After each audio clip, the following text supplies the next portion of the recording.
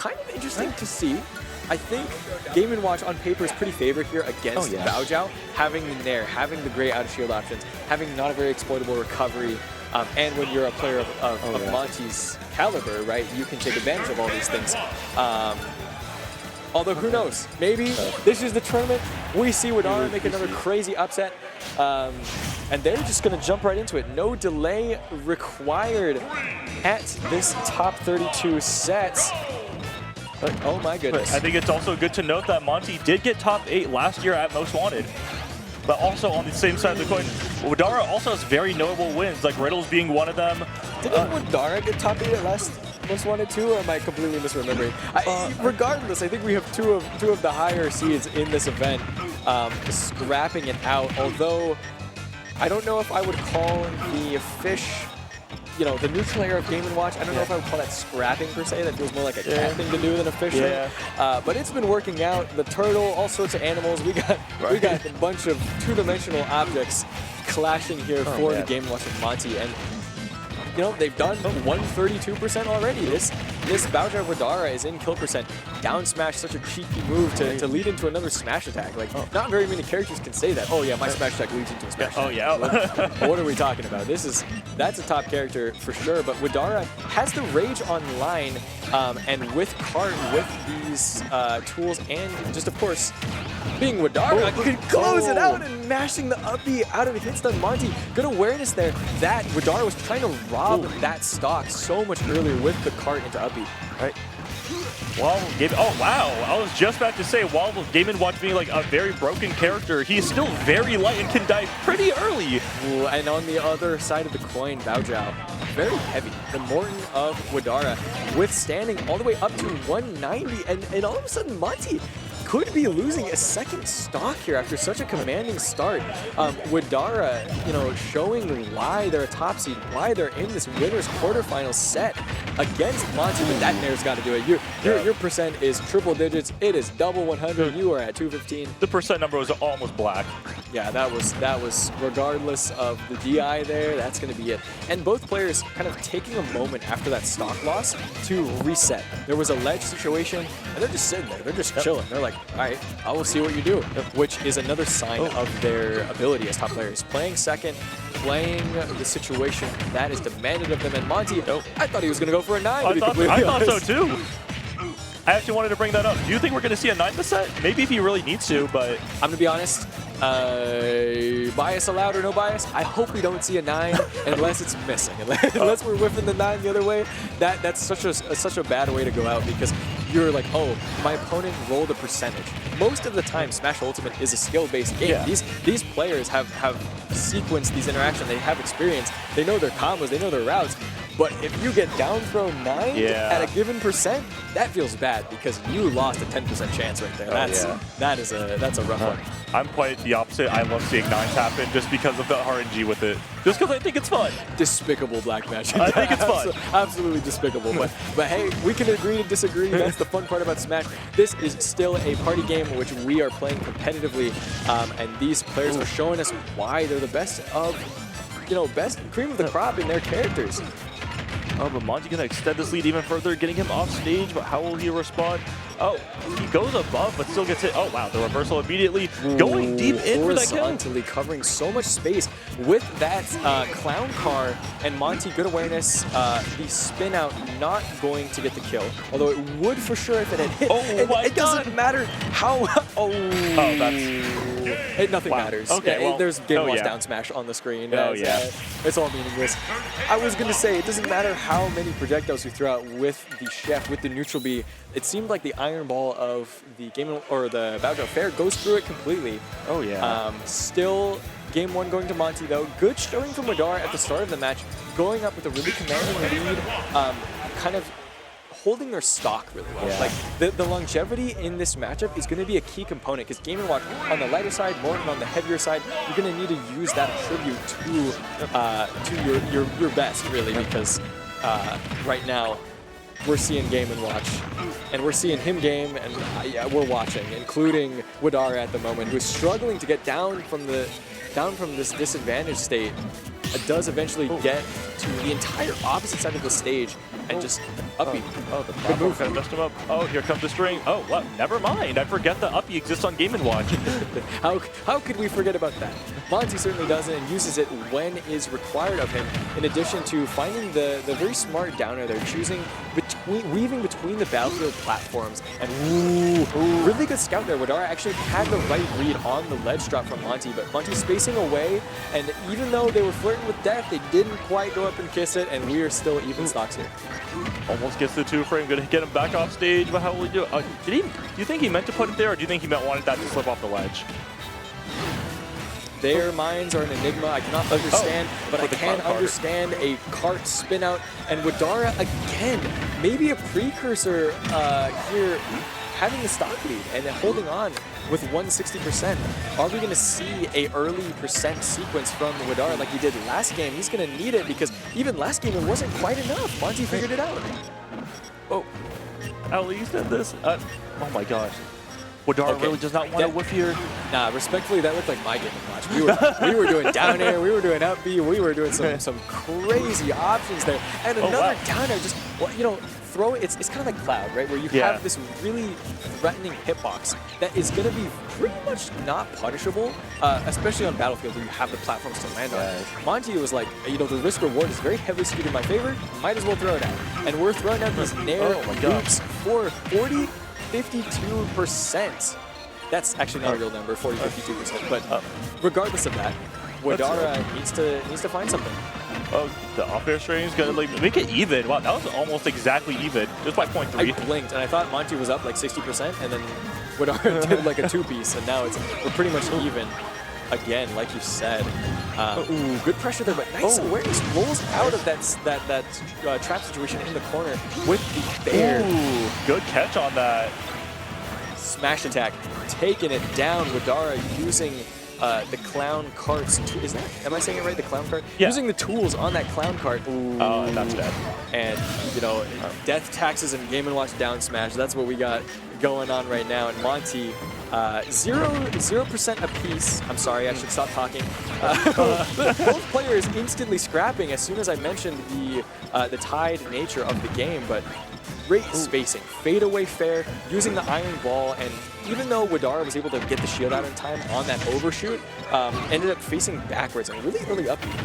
Oh man, like you said, they're scrapping yet again, but it looks like, oh wow, he armored through the nair. Oh, he's gonna go do the down throw to get some more damage in. That's such a vicious throw, by the way. The animation on, you know, for such a PG-13 character like Bowser Jr., you get the down throw and it's like, yeah, you are getting drilled from multiple angles into the floor, which is definitely what Widara's going to want to do to Monte once he can land, which is just really proving to be a challenge here. We're seeing explosions. I thought Snake was on the screen. Oh, wow. Snake doesn't have a chair, though. Yeah, he does not have a chair. He does not have a chair. And Monte, with that F-tilt, catching Widara on the out-of-shield option to take the game 2. Very close game that time. It's just a matter of, like, when Widara's low, how does he approach it? How does he get into get that lead back? But with Game & Watch, that's actually very difficult because Cloud Car, like side B, is one of his most used approaching options. Or when Game & Watch can just like up B out of it. So I think, honestly though, for what I've seen of this matchup so far, Bowser Jr. maybe has a couple more tools than a lot of the cast in that clown cart to recover. Like we said, super armoring through the up air and kind of like getting away from the air sometimes. There's not a lot of characters that have a button that gets them out of disadvantage against Game & Watch so freely, but you know, I say freely and we're still collecting 52 and a ledge trap if you're Monte. So, you know, take all that with a grain of salt. And I like that jab one check into trying to catch the roll with the side B, but just barely missing the mark. Monte gets the shield up in time, eats a dash attack for his troubles, and that is about the end of that. Oh, jeez. Oh, just like geez, Rick. That's Game & Watch. Oh, no. And Game & Watch doing Game & Watch thing, he's juggling it. Oh, he's fine. They're all fine. I thought he was going to hit that back air. Yeah, being able to throw out multiple of these hammer swings when you're Widara out of the clown cart is definitely something Monte has to keep track of. You can't count out the pressure that Baozhou has in that airspace. And we see the Mecha Koopa being used, pressure the shield, Nair just somehow missing. Does this kill? Well, I would absolutely take that if I'm Widara because you didn't get a Nair, which wouldn't have killed, but you did get a jab, and that one got the job done. Oh man, the fact that that's a kill move for Baozhou, I mean, he does need it, which is also kind of crazy, now that I'm saying it out loud, jab being your kill move. Yeah. How many characters have that? There's a couple of gentlemen that kill at a relatively high percent, but as far as like an outright kill button, I'm blanking off the top of my head. Baozhou is the only one I can think of, and Widara is kind of, I don't want to say I have deja vu here, but I'm seeing the same thing we saw in game 1 and 2, where Widara collects the first stock, has a lead because they're able to stock tank a little longer at high percent, and then Monte sort of just like, you know, causes everyone, including the stream, to black out, and then all of a sudden the game's over, and he's won. Right. I feel like that's just the common thing with Game & Watch. You blink, and then next thing you know, he has the lead. Like, you'll see him like 2 stocks down, and then next thing you know. That's got to be illegal too, by the way. You know, Widara having the correct read on Monte overshooting the ledge with the smash attack, but it just didn't work, and the Nair beat him out anyway. And that time only collects the first hit, but this Nair, this jab gonna be it, and I think Monte SDIing down and away to try to get away, which was why the angle looked so weird. But now, we finally have a lead where Monte is on their last stock. And we're collecting some damage using the utensils, using the cart. Do not get hit by this, please. I was about to say, please do not fall for it. What? There was so much hit stun on that move. Widara's Bowser Jr. recoiling just as much as we did after that. But still hanging on to the stock. You know, he's only at 82, but it feels so much worse than that for some reason. Just the pressure Monte has with these smash attacks, with his up B and the fair, covering the space, great. Ooh, okay. I did kind of forget about that. You can hit, you know, even if you parry the hit one, it has a landing hitbox. Yeah, I forgot about that too. Using that armor on the clown cart to get past the up air, and finding a back air as well. This percentage for Widara is kind of exactly what you want to see. Super arming again, finds a bear, finds the iron ball, is trying to take this to a game 4. All it needs one smash attack to kind of get it done with all this rage on Morton. How do you get off the sledge? Are we going to see another roll jab? Not quite. Oh, no. Oh, how's he going to close this out? He needs to close out this first stock to like maintain a lead, because those Nair loops, more like Nair juggles, will actually get like a lot going for him, even getting him off stage. But we'll see. I feel like if he does take the stock, I genuinely feel like we're going to get a 9, or he's at least going to attempt it. You can't say something like that when the Smash gods are watching. I do kind of think Monte would not attempt it. Maybe I'm wrong. I mean, despite losing the game right there, I feel like Monte is a little bit more reserved of a player. Yeah. Where like, he's up 2 I don't know. He's up 2 games. He was winning enough interactions where they maybe would have just gone for another down throw Nair, up B and get that 52 we'd seen happen so often. But, you know, Widara on the board. Oh, let's go. Sacramento on the board. You love to see it as a neighboring region that's pretty easy to drive to from Reno. We've gone out there very often, seen the community, seen the fans, and we are very excited to see this game 4. Right, great community, by the way, I'd like to know. Yeah, shout out to Sacramento. I was just commentating with Worm a little bit too, one of the other Sacramento reps. Super nice guy. It was a pleasure to cast with him, as it is with you, Black Magic. Appreciate it. Who do you think is going to take down this game 4? If you had to, you know, Poly Market or Kalshi or whatever betting app is, what's your money on? Honestly, I feel like Widara's feeling himself right now. I think we might go to a game 5, honestly, and I'd love to see it. I share that sentiment with you. I think Widara has made some nice adjustments from the first 2 games to the third. Obviously able to close it out, but do adjustments really matter when you're in the blender? But Game & Watch doing Game & Watch things I don't again. want to be in the blender. You can't hit a shield, he's going to up B. Again, using the side B, just great way to take space. Tries to get a tech chase. Good DI from Monte, avoiding the full follow-up on that hit 1 of the clown cart, and up air trading with some startup of Nair, I believe it was. Oh, this is low-key so even, actually. I'd like to think, at least. There's rage. This is one of the presiding factors. Oh my God! DBZ moment. We missed the tech. Unfortunately, if you're Widara, that could have been another stock 1 advantage. But we're finally seeing a trade where Monte does not have to go down stock 1 against Widara in the sets. That was such a fair trade in Widara's favor, though, because he was at what, like 140? while That's true. Monte was at He was 90. 90, yeah. Yeah, you know, when you put it in that light, it was definitely a trade that you will take as Widara. And we're also taking all this damage off the dash attack, kind of covering this ledge. And Monte, you know, finally finds the way off ledge, but has not yet found his way into advantage state. Widara finding all the right moments. A lot of finding. This dude is a detective. What's going on? Oh, I don't think this is going to kill here, but it will send them far. Yeah, that was like 100 decades away from from killing. You know, I think if you're Widara or if you're a fan of Sacramento or Bowser Jr., you wish that would have killed, but that's a different patch, different game. Although still, so much pressure here, and Widara honestly showing the confidence with the run-up grab and looking to secure a game 5. Oh man. And Widara barely taking any percent this stock, which is crazy, and that's going to take it. Spacing so well. Doing freaky things to him with the down tilt. I don't know if I like that. I don't know if I support that, but regardless, Widara, I do support him going to a game 5 with Monte here. Such an odd down tilt, I'd like to know. Very funny, yeah. They were like, what's the goofiest thing? No! Ooh, you know, both moves having, well, sorry, one move having armor, the other move having invincibility. Invincibility is what you want, and if you're Game & Watch up smash, you got that in spades, and you might actually be able to completely reverse this. Monte has evened up the percent, has surpassed the percent, has the lead now. Barely. It's close. It's back and forth. Oh, we'll see. We'll see. It is very even, though, I will say. But honestly, anything can happen here. But oh my gosh, Widara party on the pressure. Like the spacing is crazy. The cloud card gonna do it. Doesn't swing yet. So scary. Just nerves of steel, honestly, from Monte. I gotta give props where props are due. Not air dodging in that situation. Right. I think 95% of the player base are holding that shield button when they get hit by the clown card in that situation. But Widara, you know, still at a percent where they're not really gonna die to much unless you get hit by stray down smash.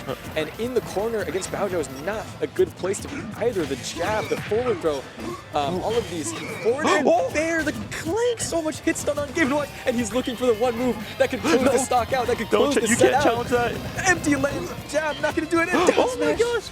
Misses.